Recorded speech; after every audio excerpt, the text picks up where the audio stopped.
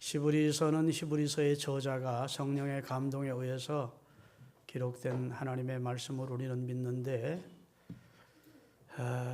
한마디로 오늘 본문 내용은 하나님의 은혜를 체험하고도, 하나님의 구원을 경험하고도, 하나님의 기사와 이적을 눈으로 목도하고도 마음이 강팍해져서 광야에서 엎드려져 죽은 이스라엘의 전철을 밟아서는 안 된다, 그런 내용입니다.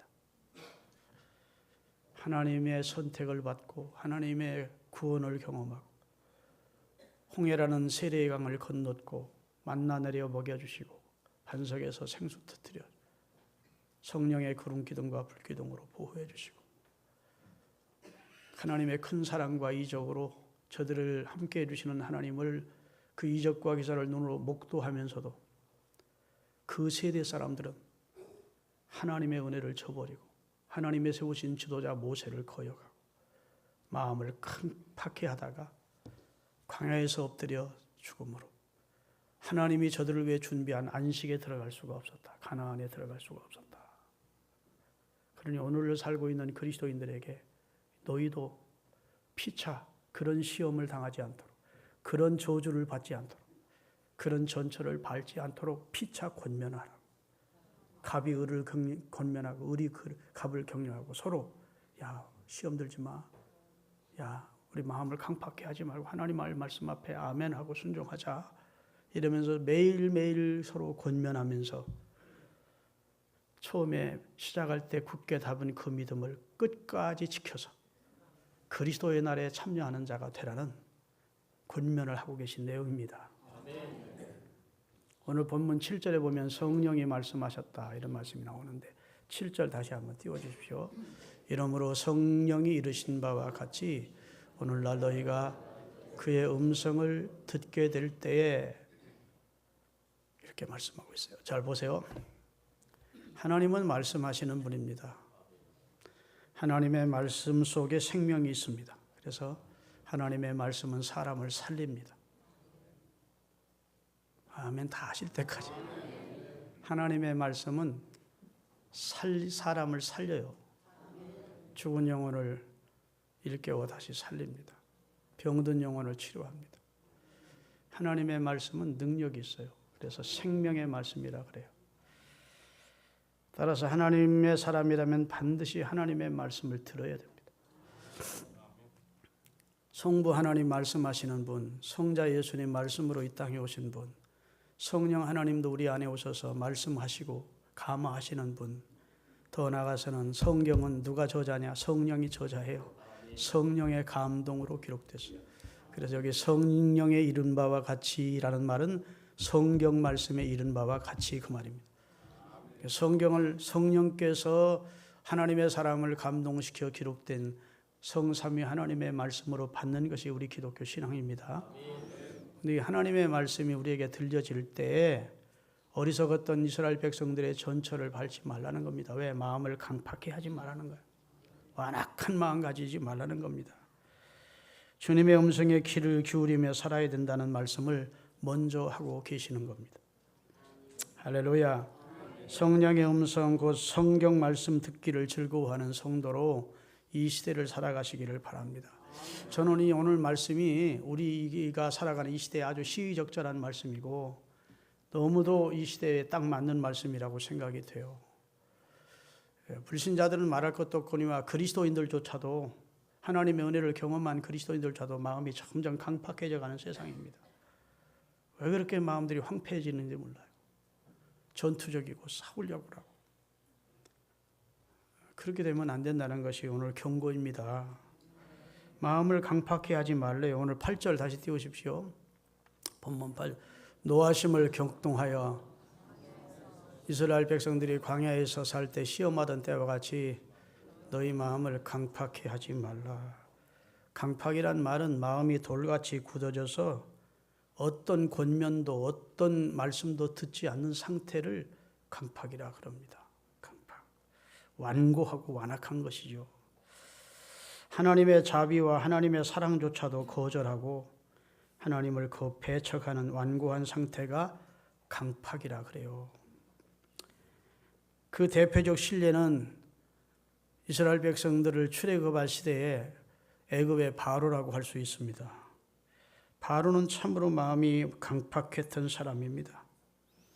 하나님이 그를 징계하시는 10가지 재앙을 겪으면서도 끝까지 강팍하다가 결국 하나님의 심판으로 멸망을 당하게 돼요. 자, 우리 성경 말씀 읽겠습니다. 출애굽기 5장 2절에 하나님의 말씀을 모세로부터 듣게 된 바로가 취한 태도를 보겠습니다. 바로가 이르되 여호와가 누구이기에 내가 그의 목소리를 듣고 이스라엘을 내보겠느냐? 하나님이 누구야? 내가 왜 하나님 말씀 들어? 그 말입니다. 7장 2절입니다. 출애굽기 7장 3절. 내가 바로의 마음을 강팍하게 하고 나의 표징과 나의 이적을 애굽 땅에 많이 행하리라 마는, 이렇게 기록이 되어 있어요. 다시 말씀드리면 9장 12절을 보겠습니다. 9장 출애굽기 9장 12절. 그러나 여호와께서 바로의 마음을 강팍해 하셨으므로 그들이 듣지 아니하였으니 여호와께서 모세에게 말씀하신 것 같더라. 10장 20절. 그러나 여호와께서 바로의 마음을 강팍하게 하셨으므로 이스라엘 자손이 이를 보내지 아니했더라. 이렇게 기록이 되어 있습니다. 여러분, 바로는 강팍했습니다. 교만했습니다. 하나님의 경고를 들었습니다. 웃기고 있네. 하나님이 누군데 내가 하나님 말씀 순종해야 돼. 이런 태도를 취합니다. 하나님이 그에게 이제 재앙을 주기 시작합니다. 십계라는 영화에 보면 잘 나오죠. 재앙이 당하자 아유 이스라엘 백성 내일 보내주겠다. 그런데 숨 쉴만 하면 다시 또 강팍. 못 내줘. 이스라엘 백성을 내가 왜 내보내. 그래서 마지막 장자를 치는 짐승의 새끼와 장자의 가정의 첫 새끼가 다 죽는 재앙을 당하고 나서야 결국은 내보내는데, 그리고 또 다시 강팍해져서 절대 못 내보내. 그리고 군대를 끌고 추격하다가 홍해에서 수장되는 그런 최후를 맞게 되는 이야기를 성경에 기록이 되어 있어요. 그런데 저를 보십시오. 이게 참 중요한 말씀입니다. 하나님이 바로가 강팍했대요. 자, 이것은 바로의 마음입니다. 바로가 원래 선한 사람이고 온유한 사람이고 부드러운 사람인데 하나님이 강팍하게 만든 게 아니고 바로가 원래 교만하고 완악하고 강팍했대요. 그런데도 재앙이 두려워서 백성을 내보내겠다 해놓고 다시 또 강팍해지는. 그런데 여호와께서 그를 강팍해 했다고 하는 말은 하나님이 선한 바로를 악하게 만들거나 온유한 바로를 강팍해 만든 게 아니고 또다시 본래대로 원 위치로 도로아미 타블로 돌아가는 그의 마음을 하나님이 은혜를 주지 않더라는 거예요. 은혜를 주시면, 하나님이 은혜를 주시면 그 강팍한 마음에서 돌이킬 터인데 하나님이 이미 버렸기 때문에, 하나님의 진노의 대상으로 이미 유기시킨 버린 대상이기 때문에 자기 백성을 구원하기 위하여 바로를 강팍한 그대로 방치하더라는 겁니다. 따라봅시다. 내버려 두사. 내버려 두더라는 거예요. 여러분, 여러분과 제가 구원받는 것은 하나님이 내버려 두지 않고 우리를 감동시키시고 마음문을 열어주시고 성령의 역사로 우리가 구원을 받게 된 거예요. 여하튼 선한 바로를 하나님이 악하게 만들고 온유한 바로를 강팍하게 만들어서 이스라엘을 구원한 게 아니고, 바로가 원래 하나님이 이를 많으면 원하시는 기준 이상의 한계를 넘어선 강팍이 원래 그 속에 있었는데 끝까지 강팍하다가 망하게 되더라. 이런 말씀을 하고 계십니다. 할렐루야. 그래서 마음이 강팍해지면 아무리 하나님의 기사와 이적을 체험하고도 하나님을 대적하게 된다는 것입니다.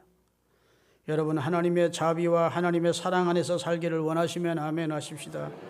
그렇다면 먼저 완악한 마음, 강팍해 된 마음, 여러분 속에 패역한 마음을 치료받아야 됩니다. 우리 속에도 없지 않아 잔존해 있다고, 남아있다고 봐야 돼요. 인간은 본성적으로 타락하고 부패한 존재이기 때문에 예수 믿었다고 해서 완악한 마음, 강팍한 마음이 다 사라져 천사처럼 된 건 아니라고요. 아직도 그 강팍이 남아있다. 응?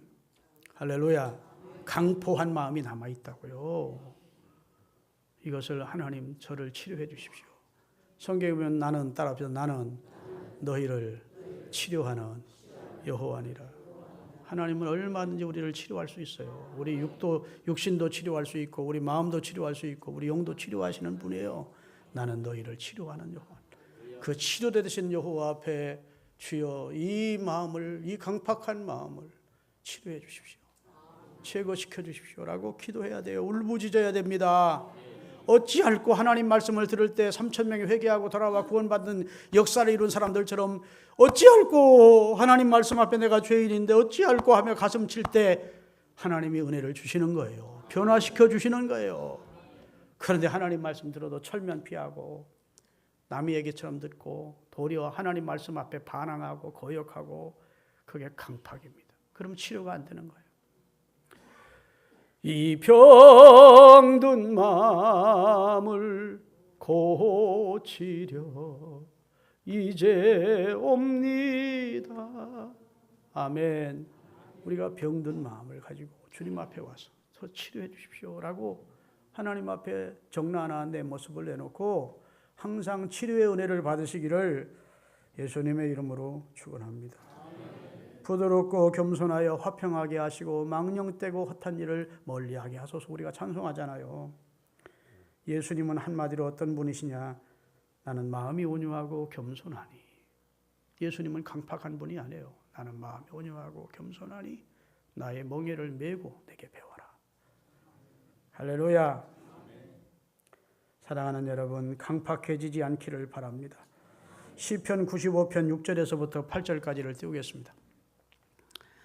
오라 우리가 굽혀 경배하며 우리를 지으신 여호와 앞에 무릎을 꿇자. 대저 저는 우리 하나님이시요 우리는 그의 기르짖는 백성이며 그 손에 양이라. 너희가 오늘날 그 음성을 아멘으로 듣기를 원하노라. 그 다음에 이르시기를 너희는 무리바에서와 같이 또 광야 마사의 날과 같이 너희 마음을 강팍해 하지 말지어다. 이스라엘 백성들이 무리바에서 마사에서 마음을 강팍해 하고 하나님을 거역하다가 광야에서 시체로 다 엎드려진 것처럼 그렇게 너희 선조들을 배워서는 안 된다. 이렇게 말씀하시는 거예요. 여러분 축복받으세요. 여러분 하나님이 여러분을 사랑합니다. 이런 것만 복음이 아니에요. 오늘 이 말씀이 복음입니다. 야, 너 내가 준비한 안식인 천국까지 들어가려면 강팍해 하면 안 돼. 예? 마치 부모님이 자전거 사주고 야 조심해야 돼. 조심해야 돼. 사람 많은데 찻길에서는 타지 말아야 돼. 이렇게 권면하는 것처럼 우리 주님이 우리를 사랑해서 너희 마음이 강팍해 됨을 변화해야 된다. 피리를 불어도 춤추지 않고 애곡해도 울지 않는 말세가 되면 그렇게 사람들이 강팍해지는데 내 백성이 너희는 강팍해지면 안 돼. 그런 사랑의 권면이라고요. 할렐루야. 마음을 강팍히 하지 말래요. 근데 이 하나님이 강팍히 하지 말라고 말씀하시는 대상이 누구입니까? 누구에게 말씀하시는 거예요? 선민인 우리들에게 하시는 말씀. 이스라엘에게 하시는 말씀이에요. 애굽 사람들에게 강팍하게 하지 마라. 그런 말 강팍하지 마라고 말씀한 게 아니에요. 불신자에게 강팍하지 마라 한 게 아니에요. 구원받은 우리에게, 하나님의 은혜를 경험한 우리에게, 이제 하나님의 안식에 들어갈 그런 안식의 길을 들어갈 청교도의 순례자의 길을 나선 우리에게 강팍하면 안 된다. 강팍해지면 안 돼라고 주님이 우리에게 간곡히 권면하시는 말씀이에요. 할렐루야. 하나님께서 40년 동안 그 세대를 슬퍼했대요. 이스라엘 백성들이 출애굽해서 40년 광야 생활할 때 그 세대 백성들을 기뻐하지 않으셨대요. 슬퍼하셨대요. 그 사람들이 누구예요? 하나님의 능력과 은혜를 경험한 사람들이야. 구원을 친히 목도한 사람들이야. 홍해를 건너서는 막 하나님을 향해서 감사의 찬양을 부르며 감격했던 사람들이야. 그런데 얼마 못 가서 지도자를 거역하고 하나님을 거역하고 그러다가 결국 안식에 들어가지 못하게 돼요. 민수기 14장 28절입니다. 하나님의 결심이 나와요. 단호한 결심이. 다 같이 민수기 14장 28절. 그들에게 이르시기를 여호와의 말씀에 내 삶을 두고 맹세하노라. 너의 말이 내 귀에 들린 대로 내가 너에게 행하리니 너희가 광야에서 엎드려질 것이다. 이렇게 나옵니다. 그래? 광야에서 죽는 게 좋겠어? 맨날 입말려면 차라리 광야에서 죽는 게 좋겠다. 가나안 땅은 거기 원주민이 살고 있는데 우리가 그 땅을 어떻게 들어가? 거기다가 그 사람들한테 우리가 다 죽을 텐데 차라리 광야에서 죽는 게 좋겠다 했으니까 그래? 그럼 내가 너희들이 말한 대로 되게 해줄게. 하나님 결심하시는 거예요. 내가 나의 삶을 가리켜 맹세하노라는 거예요. 너의 말이 내 귀에 들린 대로 내가 행하리라. 너희 시체가 이 광야에서 엎드려질 것이다. 악한 회중에게 하나님이 판결 선고하시는 내용입니다. 그러면서 오늘 시브리서 3장이 본문인데 4장 1절에서 3절까지를 띄우겠습니다. 같이 읽겠습니다. 그러므로 우리는 두려워할지니 그의 안식에 들어갈 약속이 남아있을지라도 너희 중에는 혹 이르지, 여기 앉아있는 분들 중에 그 안식에 들어가지 못할 자가 혹 있을 수 있다는 겁니다. 두려워하라는 거예요. 다 천국 간다는 보장이 없다는 겁니다. 중간에 신앙생활하다가 마음이 강팍해지면 하나님의 말씀을 거부하고 배척하고 악에 빠지고 시험 들어서 하나님을 떠나면 그러면 안식에 들어갈 수 있다는 보장이 없다 그 말이죠. 2절입니다. 그들과 같이 우리도 복음 전함을 받은 자이나 그 들은 바 말씀이 그들에게 유익이 되지 못하는 것은 듣는 자가 믿음과 결부시키지 않기 때문이에요. 말씀 듣는 것 따로 생활 따로니까. 그 다음에 3절입니다. 이미 믿는 우리들은 저 안식에 들어가는도다. 그가 말씀하신 바와 같이 내가 노하여 맹세한 바와 같이 그들이 내 안식에 들어오지 못하리라 하였다 하였으나 세상을 창조할 때부터 이 일이 이루어졌느니라. 구원의 방법은 유일하다는 겁니다. 끝까지 겸손하며 하나님의 말씀을 아멘하면 안식에 들어가는 것이고 하나님의 은총 앞에 은혜를 입는 것이고 하나님을 거역하면 할 수 없다는 것입니다. 믿으십니까? 불변하시는 하나님과의 언약임에도 불구하고 이스라엘이 약속의 땅에 들어가지 못한 것은 그들의 불신과 패역해 된 강팍한 마음 때문이었다는 거예요. 하나님의 구원은 하나님의 사랑을 경험했어요. 신의 산에서 말씀의 은혜를 받았어요. 그런데도 결국 안식에 못 들어갔다. 믿는 사람도 많고 곳곳에 웅장한 예배당도 많은데 이상하게도 가면 갈수록 사람들의 마음이 강팍해져 가고 있습니다. 불신자는 그렇다 쳐도 하나님의 말씀을 듣고 하나님께 예배하는 그리스도인조차도 그 마음이 강팍해져 가고 있습니다. 아주 황폐하고 메말라가 있습니다. 그리고 시험 핑계대고 바람 핑계대고 하나님에게서 떨어져 나가는 거예요. 여러분, 우리 주변에 전도하다 보면 내가 옛날에 예수 믿고 교회 생활 잘했다는 사람들이 많습니다. 낙심해서 지금은 믿음의 길에서 낙오된 사람들을 많이 만납니다. 혹은 교회 집사님이었다는 분들이 많습니다. 직분도 받아서 청년 회장도 했다는 사람도 있습니다. 그렇게 된 이유를 여러 가지로 그들이 내세웁니다. 그리고 자기들이 교회를 떠나간 것에 대한 정당화 내지는 합리화를 시킵니다. 특별히 교회 직분자들 중에서도 낙심한 자들은 자신이 다니던 교회에 문제가 많았다 이렇게 이야기합니다. 그래서 자신이 신앙생활을 그만둔 이유에 대해서 정당화를 합니다. 그러나 여러분, 어떤 이유에든지 낙오된 사람들은 교회 생활하는 중에 주님을 인격적으로 만나는 경험이 없었기 때문입니다. 예수님께 대한 신앙 고백이 확실히 서지를 못했기 때문에, 구원의 감격을 경험하지 못했기 때문에 믿음을 떠나는 거예요. 여러분, 주님을 정말 한 번이라도 신앙 고백을 제대로 한 사람, 주님을 인격적으로 한 번이라도 체험한 사람은 순교는 할지언정 배교하지 않습니다. 우리 믿음에 앞선 선배들은 다 순교의 길을 택했지 어렵다고 생명이 경각에 달렸다고 배교하는 길을 안 택해요. 아무리 그럴듯한 이유를 붙여도 시험 든 사람은 바람 불기 기다렸다가 바람 핑계대고 떨어지는 겁니다. 교회 핑계대고. 진짜 마음이 강팍하지 않고 겸비하고 온유한 사람은 말씀 앞에 떱니다. 주여 말씀하옵소서 종이 듣겠나이다 하는 사람은 신앙의 성숙이 있어요. 점점 발전하고 하나님의 축복을 받게 되는 줄로 믿으시기를 예수님의 이름으로 축원합니다. 할렐루야. 오늘 우리는 하나님의 말씀을 듣지만 옛날 광야 생활하던 이스라엘 백성들처럼 하나님의 진노하심을 격동시키지 않는가 반성해 봐야 됩니다. 강팍해져 가고 있지 않는가 반성해야 돼요. 할렐루야. 그래서 13절에 권면하기를 오늘이라 일컫는 동안에 매일 피차 권면하라요. 별 사람 없다는 겁니다. 시험 들면 다 넘어지게 돼 있어요. 10번 치고 안 넘어간 나무 없다고. 사람은 믿음이 대단한 것 같아도 결국은 시험 당하는 사람이 없지 않아 있습니다. 그러면 피차 권면해 주래.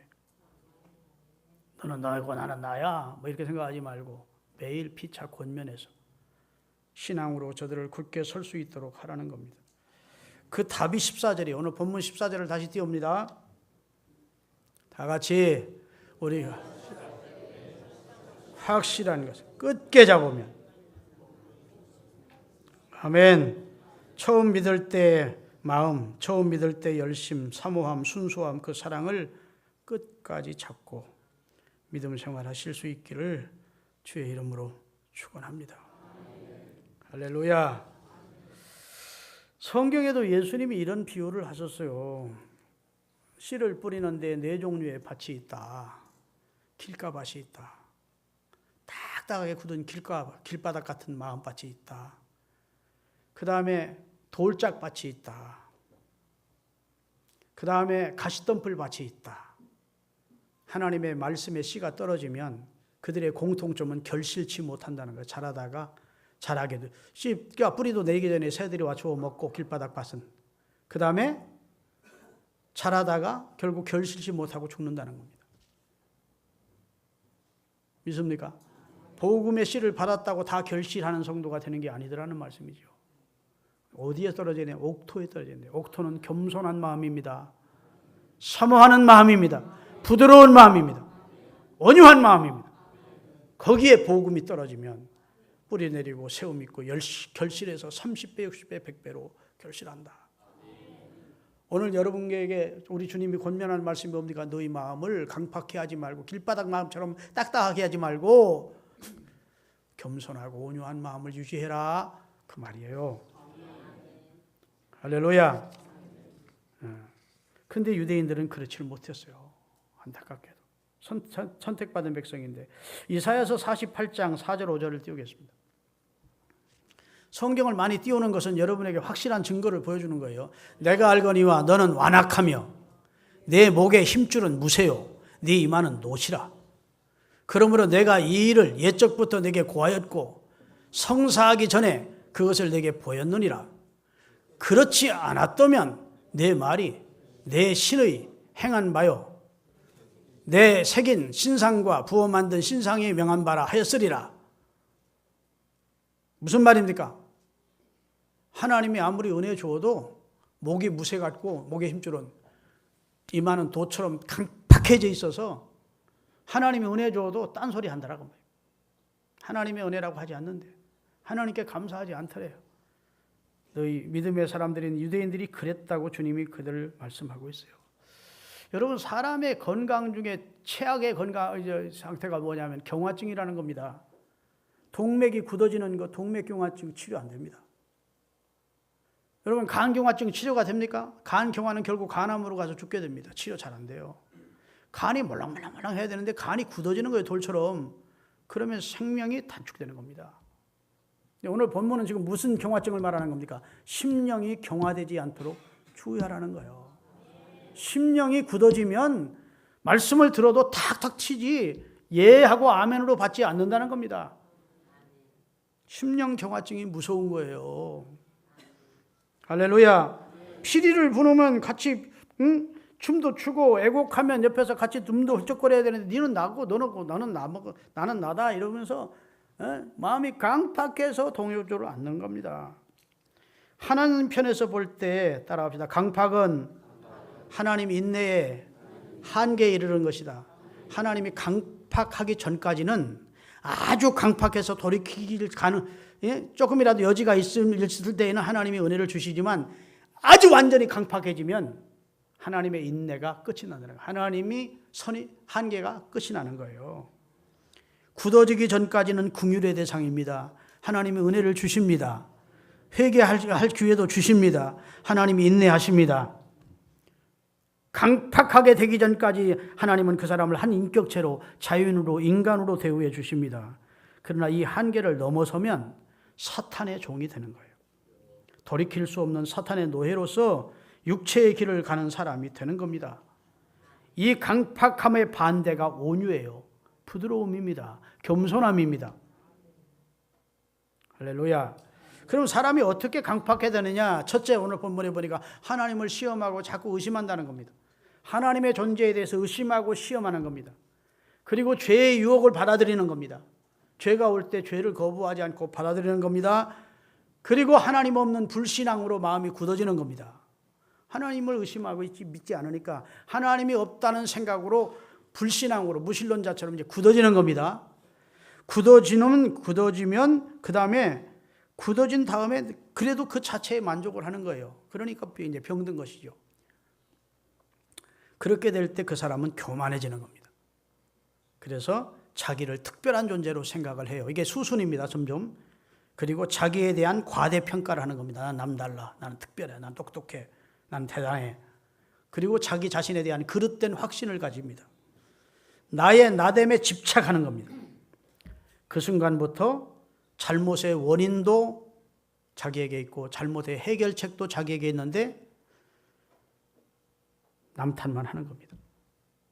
내가 이렇게 된 것은 누구 때문이고 세상 때문이고 조상님 때문이고 부모 때문이고 아내 때문이고 남편 때문이고 그리고 그것이 고집으로 굳어질 때 그때부터는 권면도 받아들이지 않고 하나님의 은혜도 받아들이지 않는 상태가 되는 것입니다. 오히려 하나님의 은혜에 대해서 도전을 하는 겁니다. 거역을 하는 겁니다. 그러다가 바야흐로 따라합시다. 구제불능의 난청적 인간이 된다. 못 들어. 누가 뭐라고 권면해도 안 들어. 소경인데. 눈먼 소경이 돼. 안 봐. 자기가 보고 싶은 대로 보고 자기가 생각하고 싶은 대로 생각하지 누구의 권면도 누구의 말도 듣질 않아요. 마침내 그런 사람은 비참한 결국을 맞게 돼. 파국을 맞게 돼. 그러기에 오늘 본문은 따라합시다. 강팍해됨을 면하라. 강팍해지지 않도록 해야 돼. 이 마음이 강팍해지지 않도록 하라는 거예요. 그 마음이 강팍해지는 세 단계가 있습니다. 그리스도인들에게 주시는 말씀이 불신자들에게 주는 말씀이 아니고 우리에게 주는 권면입니다. 그 첫째는 성령의 탄식이에요. 로마서 8장 26절입니다. 이와 같이 성령도 우리의 연약함을 도우시나니 우리가 마땅히 빌 바를 알지 못하나 오직 성령이 말할 수 없는 탄식으로 우리를 위해 친히 간구해 주시니라. 성령과 나와는 인격적인 관계입니다. 그리스도를 주로 영접했을 때 성령이 내 안에 오십니다. 그리고 위로해 주시고 격려해 주시고 고난에 함께 참여도 하시고 은혜도 주시고 깨우쳐 주십니다. 할렐루야. 그런데 성령이 계속 깨우침을 주는데도 불구하고 감화를 주는데도 불구하고 계속 거역하면 성령에 대해 안에서 역사하지 않습니다. 믿습니까? 성령이 아무리 깨우쳐줘도 아무리 감아줘도 양심을 통해서 혹은 성령의 감동을 통해서 깨우쳐주는데도 막 도리질을 하면서 성령이 감동 주는 대로 살지 않아. 그러면 성령도 내 안에서 역사하지 않아요. 아멘. 이것을 성경은 성령이 떠난 것으로 비유하시는데 사실은 떠나진 않더라도 역사는 안 합니다. 여러분 사울왕 아시죠? 이스라엘의 초대왕 사울이 한때 성령의 사람이었고 예언까지 하는 사람 은사를 받았어요. 근데 성령이 그렇게 깨우쳐 주는데도 성령의 뜻대로 살지 않아. 불순종하고 거역하고 교만하고 성령이 떠납니다. 그 빈 마음에 악신이 들어와 역사하기 시작했다고 성경에 기록하고 있어요. 한마디로 말해서 강팍해지다가 하나님이 버리신 겁니다. 그렇게 되자 마귀에게 사로잡히게 돼요. 믿습니까? 그렇게 강팍해지기 전까지는 하나님이 깨우쳐 줍니다. 사무엘을 통해 깨우쳐 주고 다윗을 통해 깨우쳐 주고 그런데 돌이키지 않아. 하나님이 선을 넘어버. 하나님이 버리시는 겁니다. 여러분, 하나님이 버리셨다고 당장 벼락 맞아 죽는 거 아니에요. 당장 사고사 나서 죽게 하는 게 아닙니다. 서서히 그의 생애는 생명에서 끊어졌기 때문에 말라져 죽는 거예요. 여러분, 포도나무 원줄기에서 가지가 떨어져 나가면 어떻게 돼요? 그 가지는 말라 죽는 겁니다. 제가 늘 비유하지만 옛날에 시골 어머니들이 씨암탉을 잡을 때 목을 잘라요. 목을. 목을 거의 다 자르든지 거의 한 80% 잘라가지고 고개를 날개 밑으로 쭉 집어넣고 이렇게 놔둡니다. 그러면 당장 죽나요? 안 죽나요? 안 죽어. 푸드득 그래. 목 딱 끌었다고 해서 당장 딱 죽는 게 아니에요. 푸드득거립니다. 그의 몸에서, 닭의 몸에서 피가 나오는데 그때는 처음에 앉으면 따뜻해요. 그래서 점점 몸도 피도 차가워져. 그리고 딱 굳어져 버려요. 하나님이 한 사람을 버렸을 때 그 사람이 당장 저주받아 죽거나 벼락 맞아 죽거나 그러지 않아요. 하나님의 생명에서 끊어져도 버드득거립니다. 버둥거려. 이 세상에서 나 잘났다. 그렇지만 점점 약해져. 그래서 사무엘하 3장 1절에 보면 다윗의 집과 사울의 집 사이에 전쟁이 오래매 다윗은 점점 강하여 가고 사울의 집은 점점 약하여 가니라. 이렇게 되죠. 점점 멸문화해 가는 거예요. 할렐루야. 그렇게 뭇 백성에게 사랑과 존경을 받았던 사울 왕이 어쩌면 이렇게 변화될 수가 있느냐.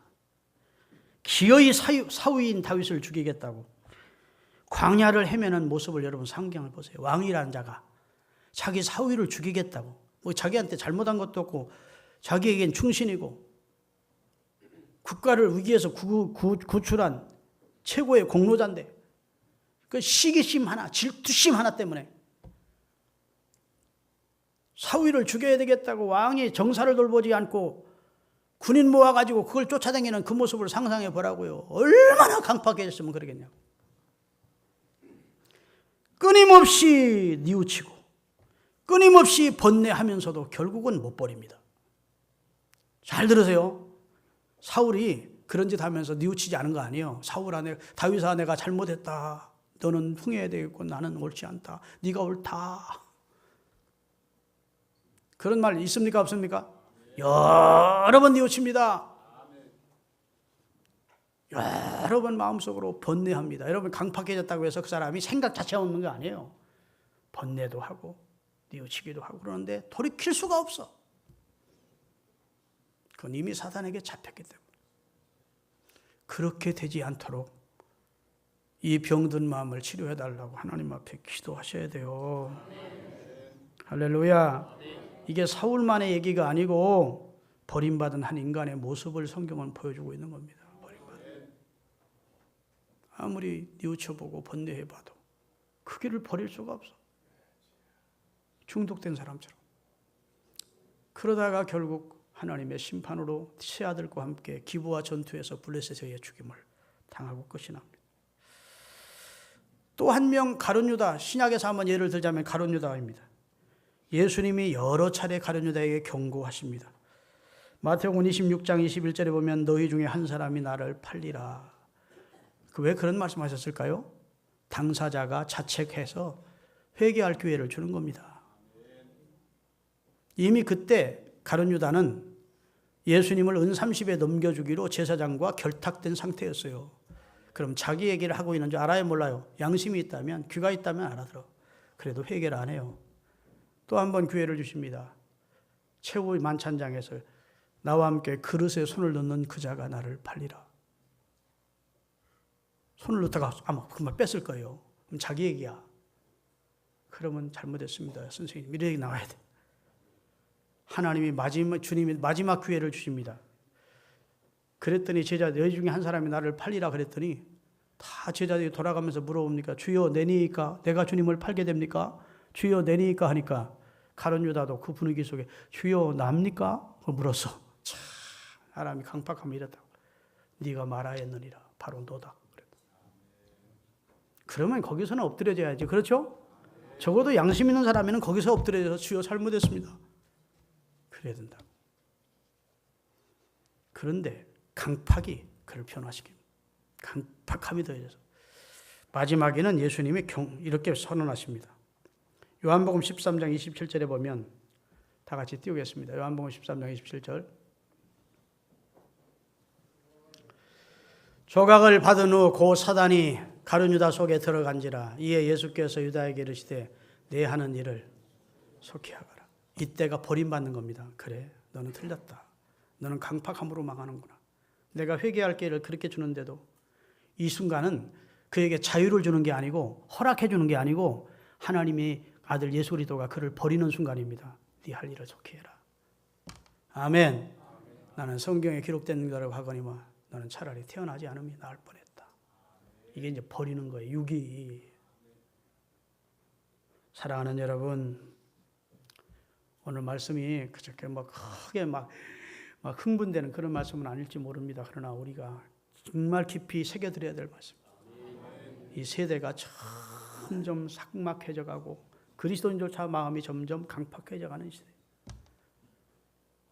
주님 앞에서만은 부드럽고 겸손하여 화평하게 하시고 망령되고 악한 일을 멀리하게 해달라고 기도하시는 여러분이 되시기를 바랍니다.